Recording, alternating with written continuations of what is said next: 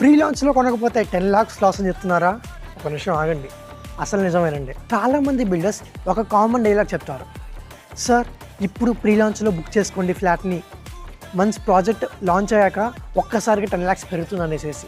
కానీ ఇక్కడ ఒక ఇంపార్టెంట్ క్వశ్చన్, ఆ ప్రైస్ నిజంగా మార్కెట్ డిమాండ్ వల్ల పెరుగుతుందా, లేకపోతే వీళ్ళు మార్కెటింగ్ కోసం ఆర్టిఫిషియల్గా క్రియేట్ చేసిన ప్రైజా? కొన్ని ప్రాజెక్ట్స్లో ప్రీ లాంచ్ ఆఫర్ నిజంగా money worth, I agree. But ఇంకొన్ని కేసెస్లో ప్రాజెక్ట్ లాంచ్ అయ్యాక కూడా సేల్స్ స్లోగా ఉంటాయి, extra discounts, offers, free registrations కూడా ఇస్తారు. సో ప్రీ లాంచ్ ఆఫర్ అంటే always not money saver.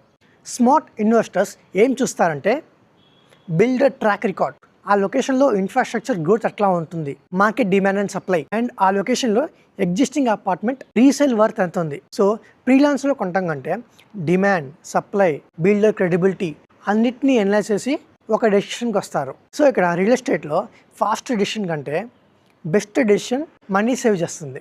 Follow me for more real estate awareness content.